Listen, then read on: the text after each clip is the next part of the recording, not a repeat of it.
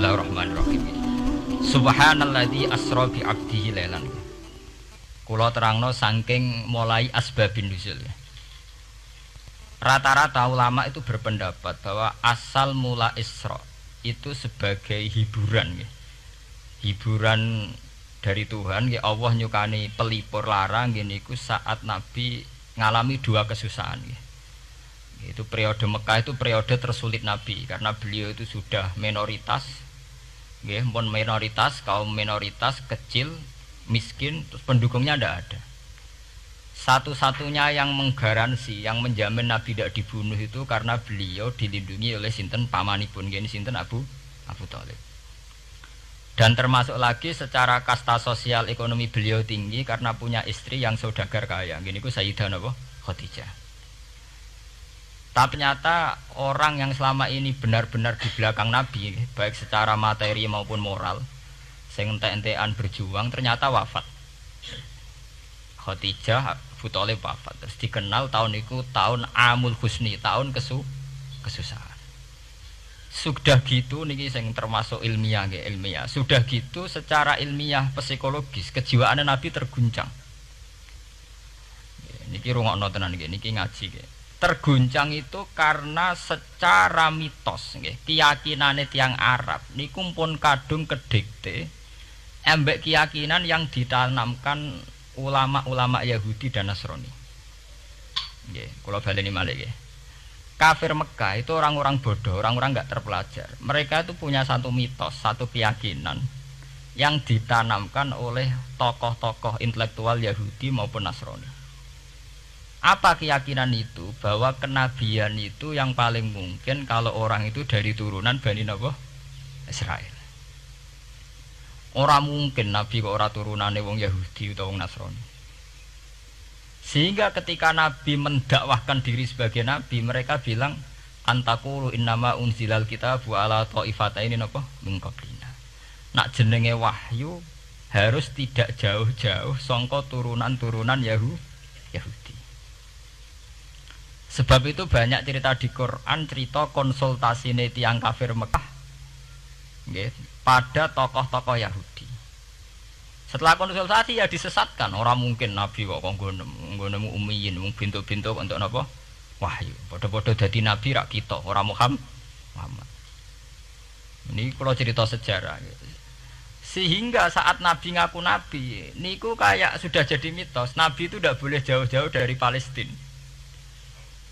Karena Nabi Ibrahim orang Palestina, Nabi Isa orang Palestina, Yahya Zakaria juga orang Palestina, Nabi Musa juga orang Palestina. Semuanya itu tidak jauh-jauh dari komunitas Baitul Aqsa. Ini ku masjid Baitul Maqdis atau Baitul Muqaddas. Lah itu wong kafir pinter, saking kepengen nyudutno Nabi Muhammad itu sampai Nabi mesti ning Palestina, ya mesti roh cerita-ceritane Nabi ning Palestina. Lah kowe apa tau roh Palestina?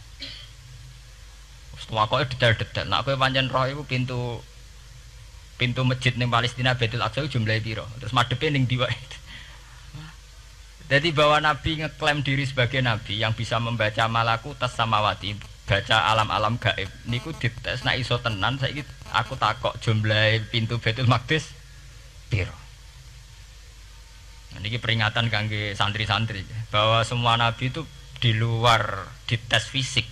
Artinya zaman Nabi sholat di masjid kayak teletong unta terus disiksa Abu Jahal itu hanya ujian-ujian fisik. Tapi di luar itu sebetulnya Nabi juga mengalami ujian-ujian intelektual. Ya kayak cerita-cerita di hadis Sahih, Nabi itu sering didatangi orang Yahudi ditanya, "Mat, saya punya 5 pertanyaan. Yang tahu itu hanya Nabi. Kalau kamu bisa jawab ya Nabi, kalau enggak ya enggak Nabi." Termasuk takokane, apa pertama yang dimakan ahli jannah saat masuk surga? Kok aneh-aneh. Terus kenapa anak itu kok kadang mirip bapaknya, mirip ibunya? So, kok aneh-aneh. Dan itu berlanjut terus sampai Nabi di periode Madinah.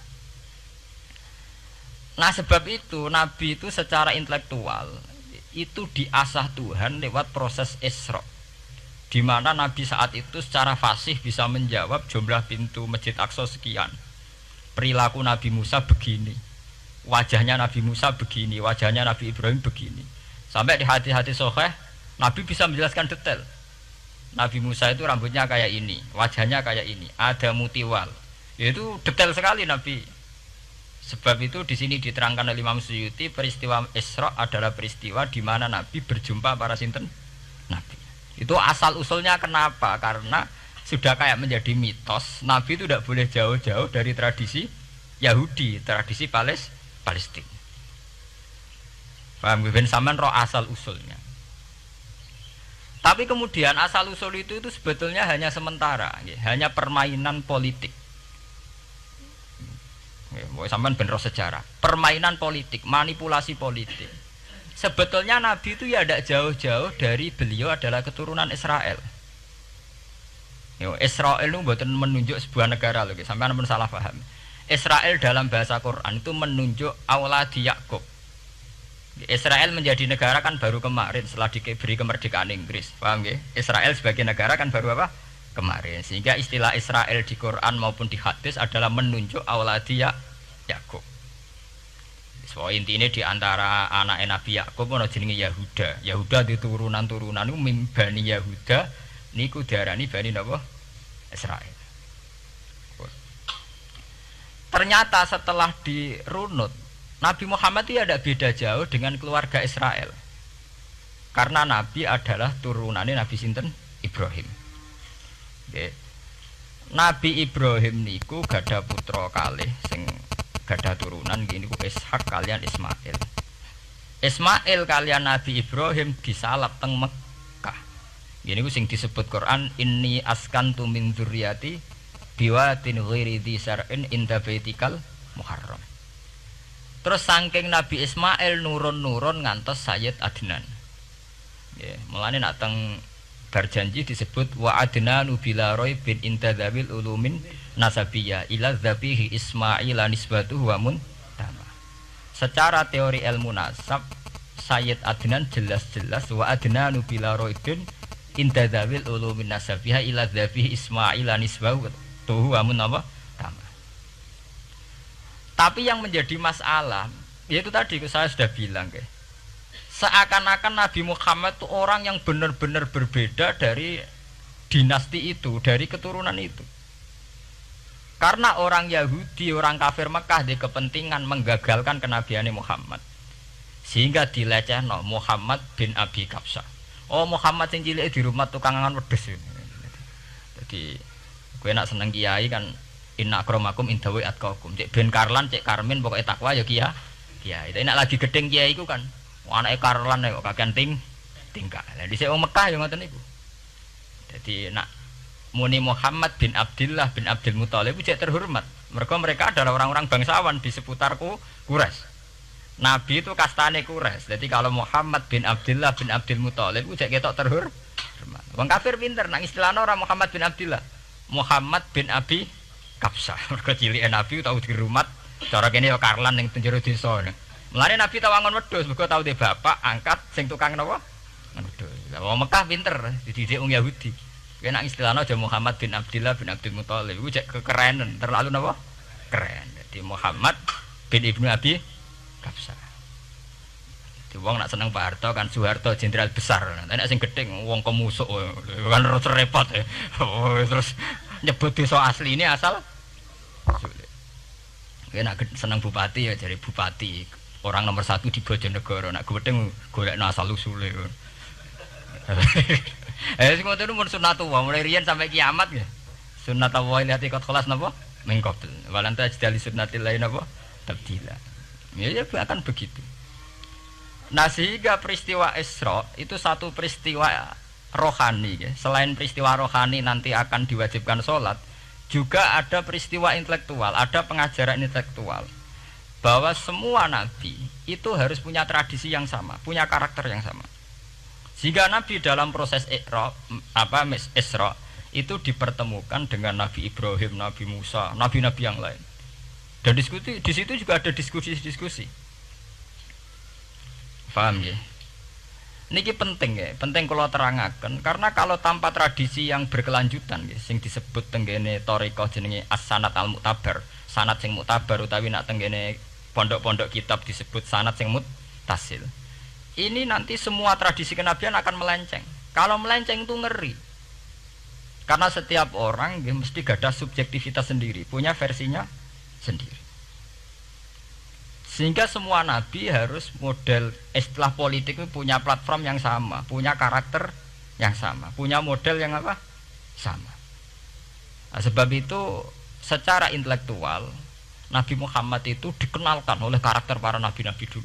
Nggak detail. Satu Quran 30 juz. Andai kan sampean hafal Quran. Sampean ngurunut sejarahnya coba. Kita ini kan kadung dibentuk. Artinya kita ini ya alhamdulillah sudah kadung kebentuk, tahu sejarah para nabi. Tapi asal usulnya kita tahu lewat kitab yang namanya Al-Qur'an. Supaya apa? Nabi Muhammad itu dibimbing bahwa Quran atau ajaran beliau benar-benar musaddiqal lima baina yadeh, benar-benar selaras dengan ajaran sebelumnya. Mulai ajaran yang bersifat samawi sampai hal-hal yang basariyah, yang menyangkut tabiah napa? Basariyah. Kalau contohnya ngeten, misalnya begini. Nabi Muhammad disejarahkan Nabi Ibrahim, beliau punya problem. Problem itu berupa punya bapak atau paman yang tidak Islam. Bahkan nak ning critane kiai-kiai desa dari Nabi Ibrahim cilike kon adol patung. Terus didol meniki patung, ya ora manfaati ra mudarati, mbok tuku ya karepem ora napa karepem. Mbok ana sanate mbok ora, pokoke cerita iku populer. Disejarahkan begitu. Sehingga Nabi Muhammad tahu, oh ternyata yang punya problem ngadepi keluarga itu tidak saya tok. Dulu Nabi Ibrahim juga punya problem ngadepi keluarga. Aku tak lumayan terima paman, Pak Lek, Pak De, Abu Jahal sinten? Abu Lahab. Nabi Ibrahim malah bapak. Dah gitu. Setelah itu juga diceritakan tentang Nabi Nuh, Nabi Lut, seorang nabi besar yang punya nasib sial, yaitu istrinya pengkhianat. Mereka jadi kiai di bojo judes itu tidak masalah. Mulai disek terima kiai di bojo judes biasa. Ya itu tadi Nabi Nuh, Nabi Lut itu lebih ngeri ketimbang itu di bojo napa? Mboten kebenaran. Kita kan paling dicoba bojo judes kan ringan banget. Paling banter mecano piring gelas itu kan itu murah banget. Begitu terus. Nabi Musa juga gitu. Diceritakan Nabi Musa, beliau adalah seorang sosok Bani Israel yang temperamental. Ya basariah sekali. Saking temperamentalnya ketika tukaran ya jotos. Karena nak kiai temperamental kadang jotosan ya ono sanate ya Nabi Musa ku nak tukaran ra cocok napa? Jotos. Fawakazahu Musa faqada alai. Artinya ya basariah sekali. Cerita ABG ini pubire nggih wonten saat beliau melarikan diri lala ketemu cewek loro. Ya ora wentise barang Nabi Musa waduh mari maksiat ae terus kon. Wadek aja mlaku ning ngarepku. Nah kena angin aku roh sikile mari nafsu. Aku nabi kok nafsu barang kan ora pantes. Nah ngono ke mlaku guriku. Ya basariah sekali itu sampai detail. Terus ketika itu terus disuaka politik oleh Nabi Syuaib. Sehingga menjadi tradisi bahwa semua nabi akan mengalami problem dengan kaumnya. Kemudian disuaka politik oleh komunitas yang berbeda, yaitu komunitas Syuaib itu di luar pemerintahan Fir'aun. Sama seperti yang dialami Nabi Muhammad, komunitas Mekah itu menyiksa Nabi, bahkan mengimbargo sinten Nabi. Semua aliran dana, aliran ekonomi, akses dana, akses makanan itu ditutup di Mekah. Sehingga Nabi sampai dahar dedaunan, fisik bil jibali napa Mekah. Tapi beliau diselamatkan oleh sahabat Ansor yang terpisah dari komunitas Ahlu Mekah. Itu mirip ceritanya Nabi Musa yang diselamatkan Nabi Syuaib yang terpisah total dari komunitas Fir'aun. Ini penting kalau ulang kembali sehingga karakter-karakter kenabian itu tidak rubah. Karakternya sama. Sehingga setelah kita mengenali karakter para nabi, kita mudah sekali mengenali nabi palsu. Paham ya? Mengenai kalau nabi palsu paling seneng musodek, ketara palsune. Lah sing repot sing ora ketara, mergo jenenge Ahmad. Ahmad Muhammad tak mirip. Mulane nek kowe ndek jeneng supaya ora ngaku nabi jenengno Kartolo. Mergo nek Ahmad bin Gulam ora jenenge Ahmad. Ana terkenal nabi nek ora jenenge Muhammad utawa napa? Ahmad. Mulane Ahmad bin Gulam pas ngaku nabi pengaruhe gedhe mergo mirip. Mulane kula wingi takoki mahasiswa Jogja, Gus. Cara jenengan jeneng Jawa mbek Arab apa iki? Nak trene akeh nabi palsu apik Jawa lah Kartolo. Karena secara kriteria kenabian ndak akan masuk. Nek anak jenenge Kartolo atau Karmin itu ndak akan masuk kriteria wong sing bakal dadi nabi. Lah nek jenenge Ahmad tak mirip-mirip nabi. Oh Ahmad Hulam bin Mirza wani ngaku nabi mergo jenenge Ahmad. Musaddiq ya mergo musaddiqal lima bena ya teh. Lah anak Kartolo, Karmin, Karlan agak ono. Mulane saiki sing jenenge Jawa kudu syukur. Akan terbebas dari mengaku napa? Nabi. Lho syukur kan gak akan salah to. Di barokah sampean jeneng Jawa, orang-orang ngaku napa? Nabi. Selamat. Kudu syukur. Paham ya? Tidak apa-apa, itu harus dinikmati. Ya itu tadi ya, karena Nabi itu punya karakter yang sama, punya tradisi yang sama, yang mirip-mirip. Itu kenapa Quran berkali-kali menceritakan sisi-sisi kenabian Nabi di luar Nabi Muhammad. Karena biar karakter Nabi Muhammad terbentuk, ya, terbentuk dengan karakter Nabi sebelumnya. Tidak melenceng. Kemudian itu ditiru oleh ulama kita. Kita punya guru punya guru lagi, punya tradisi yang sama. Nak mulang kudu istiqomah, santri loro lah kudu diulang. Nak sedadi kiai aja mripat ijo nak roh dhuwit. Wis pokoke dilatih. Nah, tapi dari kiai saiki orang mripat ijo, mripat abang. Mergo dhuwit saiki abang. Dhisik dhuwit paling gedhe rak 50.000 iku rak ijo. Lah saiki 100.000 abang. Dadi saiki nak nasihati nak roh dhuwit aja mripate abang. Mergo ijo wis gak akeh saiki. Paham napa? Kena akal-akalan ngoten jan repot. Tugare kula di santri dablek nek di bojo aja moro tangan. Kula mboten moro tangan, kula saduk, moro sikil. Kena anekdot ngono rusak. Adu-adu ning bojone. Bojone loro, bareng bojone nguap. Kowe jare rabi Pak ning jaba, bojom jare loro fitnah, Dik. Sing bener telu. Ayo kan repot. Ketemu cangkem elek rusak kabeh. Fitnah udik nak loro. Sing bener apa? Telu. Lah sakniki mun politik ngoten nggale saya sebagai pejabat tidak pernah mengkorupsi 1 sen pun uang rakyat. Wong edan tapi korupsi ya sak sen. Wong ra waras tapi korupsi napa? Sak sen. Ngono miliaran tok. Korupsi napa? Sak sen. Ya mesti ae. Geneman. Ayo, jadi zaman akhir itu kayak zaman dhisik, kayak Abu Nawas kabeh. Jadi apa-apa niku mun mboten karu-karuan. Mun ya. Wah itu permainan kata begitu niki kula penting kula terangaken nggih. Saya sebagai ahlul Quran, orang yang banyak baca Quran nggih. Itu kita akan tahu betul betapa parahnya nggih atau akibat negatifnya dari permainan kata itu. Dan itu dilegalkan Quran, disahkan Quran dalam beberapa ayat. Yaqulu apa yuriduna ayutfi'u nurallahi bi afwahihim. Orang-orang Yahudi, Nasrani, kafir Mekah itu ingin sekali membunuh